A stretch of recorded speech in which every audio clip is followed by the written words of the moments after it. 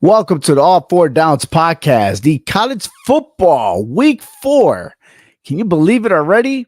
4 weeks into the season. And man, it's almost like we just started and we're already almost to the end of September. Unbelievable. But hey, welcome to All Four Downs once again. On behalf of the CMG Sports, Clovercrest Media.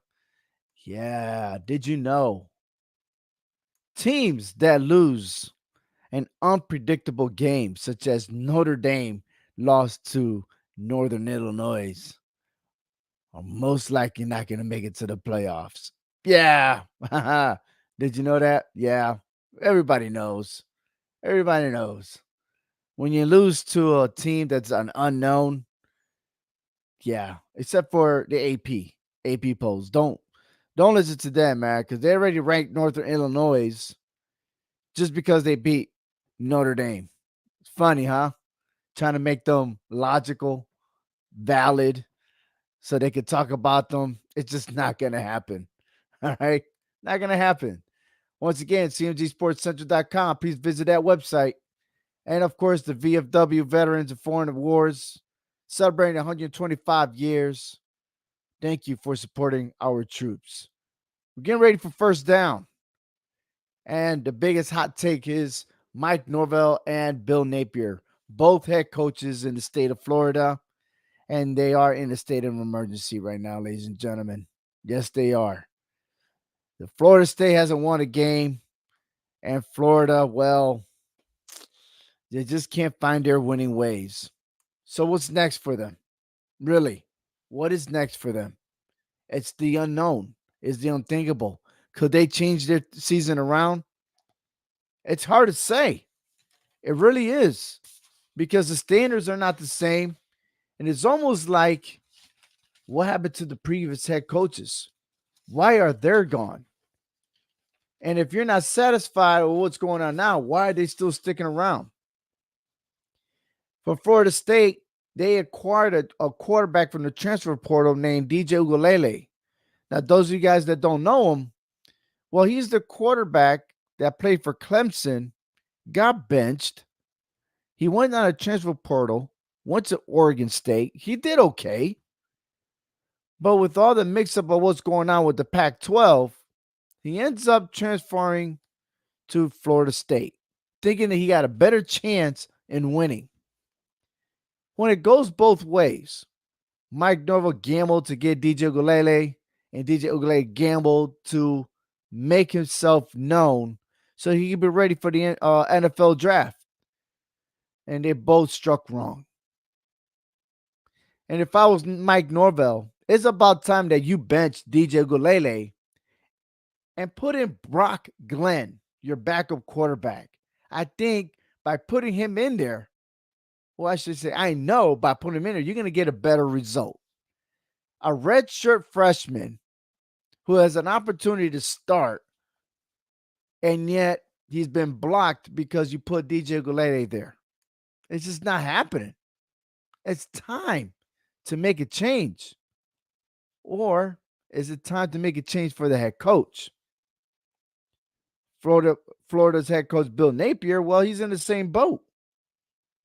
Just saying. You got to make up your mind which quarterback is going to start. Is it DJ Lugway or Graham Mertz? You just can't have both quarterbacks in there. And that's a dilemma. But the data shows that DJ Lugway is the guy you want to keep as a starter. It's your best option. Let me start all over on this one. Last year, Florida State had Jordan Travis as a starting quarterback. They were awesome until he got injured. He was out for the season. Then Florida State was never the same. You had Tate Rodemaker, who had a higher passing percentage than what's going on now with DJ Ugalele. So it seems like both Florida teams have a common factor. Let's get your quarterback situation correct. And if you do that, your season is going to go into a positive way. But it's too late for both of these teams to even come close to the college football playoffs unless you make a run and win your conference championship. On the other side, man, the Texas Longhorns, you got to give it to them. Archie Manning replaced Quinn Ewers due to abdominal injury. And it's more likely that he's going to be out this weekend. And so they got a backup quarterback in Archie Manning. And he is awesome. He is the number one quarterback in his draft class for college. And it's rumored that he might be the number one draft pick in a couple of years. He's a keeper. Talking about having a star quarterback and another one that's a backup quarterback that soon's going to be a starter. Man, that was great business. And to keep him in Texas, knowing that he had an opportunity to go on a transfer portal, Texas still coming out winning. All right, let's check out the games that happened. Georgia versus Kentucky, 13-12 at the final score. Listen, I picked Georgia to win over 25 points, and I don't know what happened.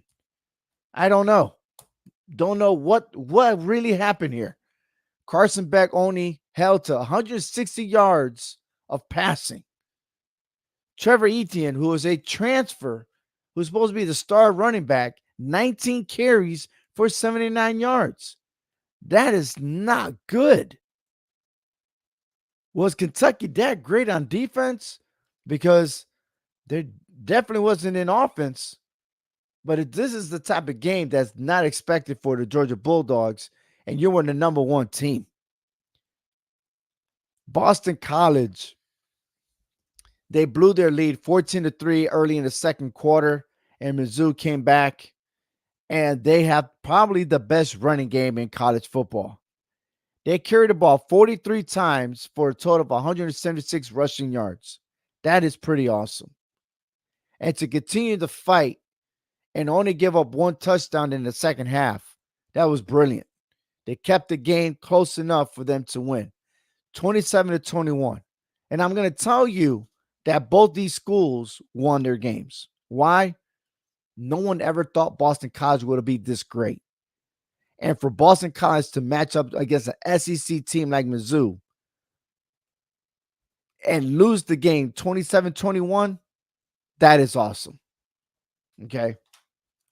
And I tell you what, Boston College has O'Brien as the head coach, a guy that was supposed to be the offensive coordinator for Ohio State, who accepted the job, but then later got an opportunity to be the head coach, who also worked under Nick Saban, who also has NFL experience with the Houston Texans.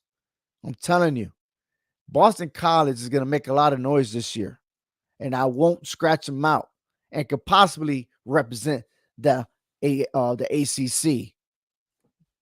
Let's see, because again, this is a big turnaround for Boston College than last year. And finally, LSU versus South Carolina.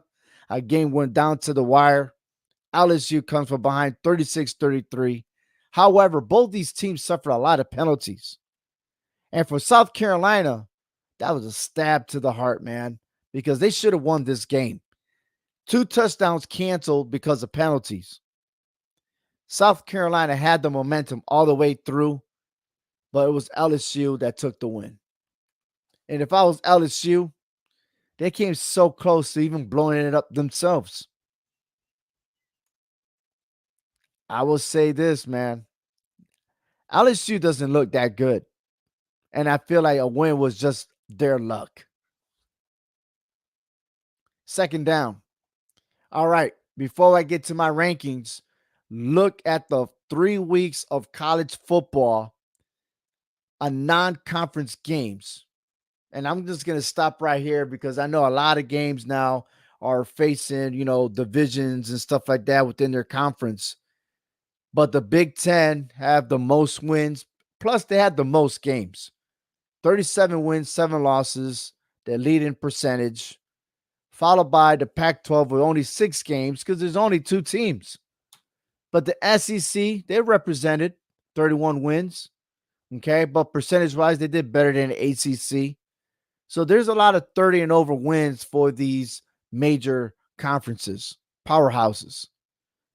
The bad luck was that if you were playing against the conference, you would say you were more likely to win.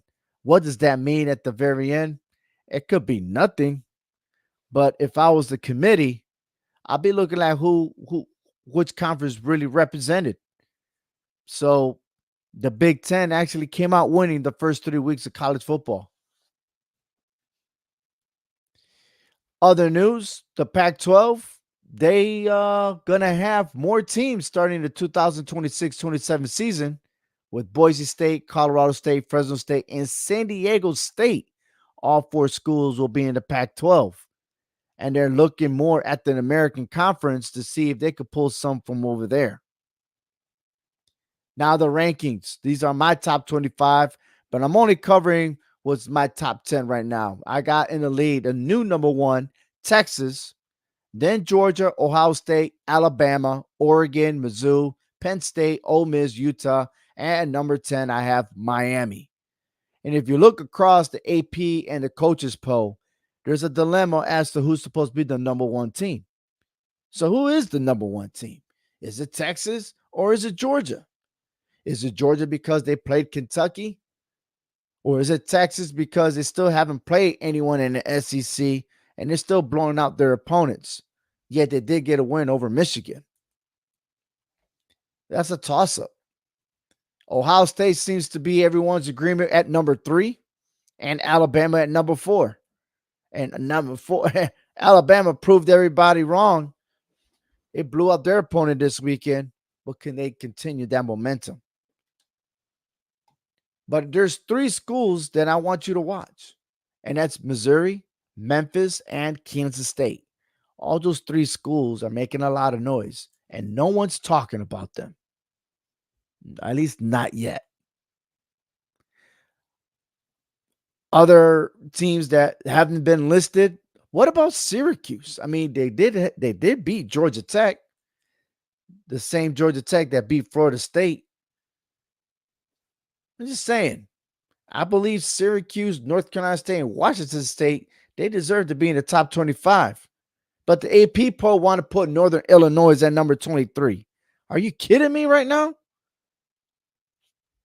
That's unsatisfactory. 1 win just because you beat Notre Dame, it makes you a top 25 team. I'm sorry, you got to do more than that. You got to. My top 12, let's go ahead and add on to this because we haven't talked about Tennessee, well, which I will talk to you about final whistle. And yeah, I still got Notre Dame in the top 12. Sometimes you hit a speed bump and you dust yourself off and you keep on going. And I got a feeling that Notre Dame learned their lesson against Northern Illinois and they will come back. This is what the playoff picture will look like right now with USC outside looking in, which USC got an awesome game coming up this weekend that might change their status quo into the top 10. Let's move on to third down because the picks are pretty much in my level. Now, I'm telling you right now, my picks last week, the teams did win. However, the spread was not in my favor. And I'm hoping that this week I'll bounce back with the spread and over-unders. So here we go. And I'm going to start with the first game on Friday, which is Stanford visiting Syracuse. Now, Syracuse favored at 8.5 with the over-under 58.5. I'm actually taking Syracuse with the points. Minus 8.5 for Syracuse. I got a feeling that the Orangemen will take over business. I would adjust my points to 10 because Syracuse will defeat Stanford over 10 points. Illinois visiting Nebraska. That's a top 25 game. Number 24 versus number 22, according to the AP polls. but I have Nebraska at 8.5 favorites. And San Jose State versus Washington State, I'm taking the under in that game. I don't think that this game is going over 50 points. Let her know that the over under is 55.5. So I am definitely taking the under, regardless of who wins this game. On Saturday, USC faces Michigan. Now, I'm going to tell you right now, should USC defeat Michigan, you can say bye-bye to Michigan in the top 25. USC is hot. They got the awesome front four. I'm liking the improvement they did on defense. I still think that they have a better chance than Michigan. Now, Michigan will play tough, and yeah, good job for them. But I don't think that Michigan's offense could take over against the USC defense. I don't. I think they're weak. Now, they have 8 Rose Bowls together, with USC leading the way 6-2. They only played one game in Ann Arbor, and that was back in 1958 when Michigan won 20-19. That is, we're like 1 week away from making it exactly 66 years. Therefore, that might have been history, and history it is, but I'm taking USC in the points. North Carolina State visiting Clemson. I'm taking the under in that game, 48.5. I see this a great defensive game. It might get hot towards the fourth quarter, but not enough points to cover. I'm taking the under on this one. Florida versus Mississippi State.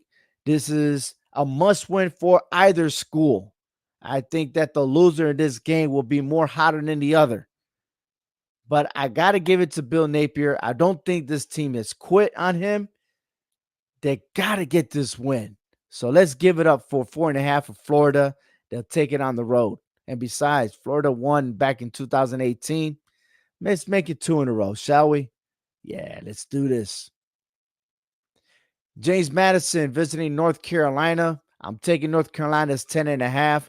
James Madison's not the same schools as they were competitive the last 2 seasons. So I'm taking the Tar Heels. Arkansas visits Auburn. Auburn's favoring this game, but keep in mind that the Arkansas, when they're on the road at Auburn, they tend to play a lot better. However, they are named Auburn's named Hank Brown, the redshirt freshman, to be the starting quarterback over Peyton Thorne. Now, Peyton Thorne is a transfer from Michigan State. Hey, you got to give credit to the Auburn head coach because he understands that change has to happen. We talked about what's going on in Florida. Here we are in Auburn. They're responding better. Will that make a difference? They might be a close game, but regardless, I'm still taking Arkansas in a close win. Memphis on the road visiting Navy.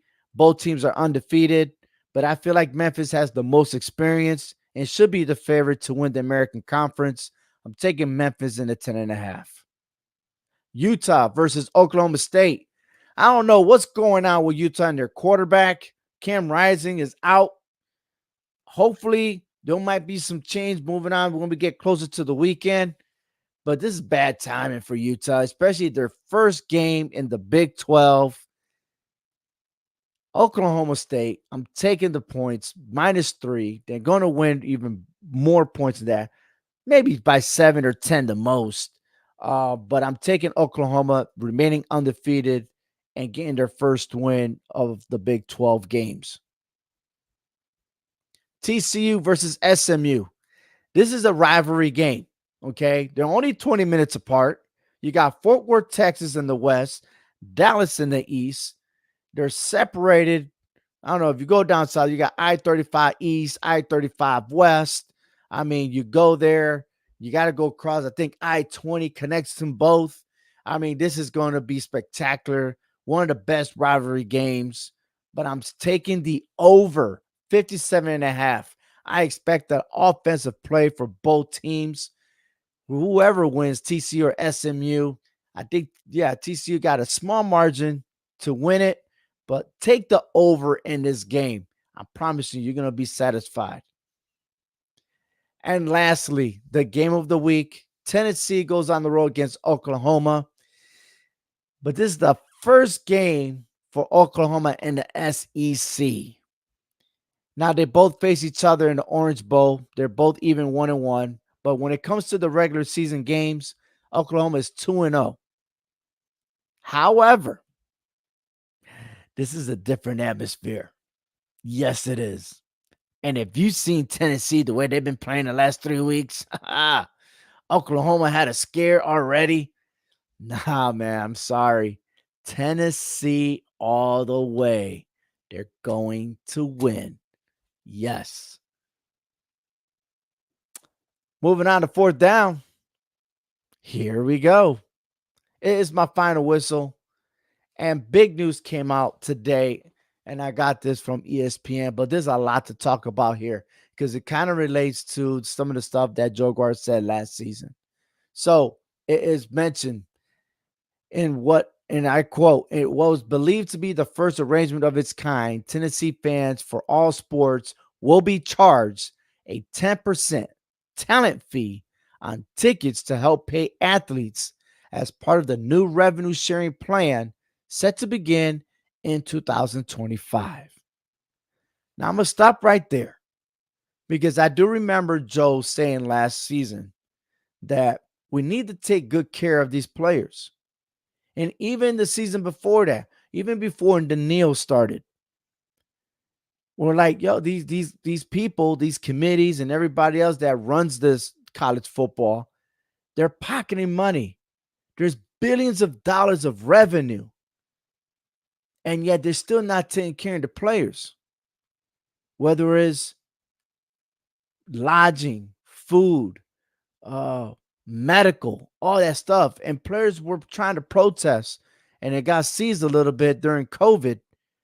But all of a sudden, now the new program started kicking in favor of the players. But you would think that we will take care of our students, right? I mean, after all, they're still our youths. They're our future adults. We're supposed to take care of them. Let them do good in school and everything else. But man, they go out of their way for anyone not to touch their pockets. That's what it boils down to. And if Tennessee is doing this, all the rest of the schools are going to bandwagon and do the same thing. 10% talent fee? Really? It's not like these games are cheap either. Unless you're part of the student, people over there got free seats and stuff, or whatever the case may be. But this is not great. It is still more greed. Somebody has to pay the players. I guess we are. We're the consumers. We're the fans. We're going to pay for what we see. And we're going to pay 10% more to pay these players. Forget about commercials. Forget about EA Sports. You would think that will be enough. It's not. And quote, in the era of name, image, and likeness, which is Daniil, there has never been as close of a connection between the resources and competitive success, says White, noting that Tennessee had captured the last 3 SEC All Sports trophies. We want to be a leader in college sports. That means we want to be a leader in revenue sharing. No, you just want to be the leader of you pocketing the money.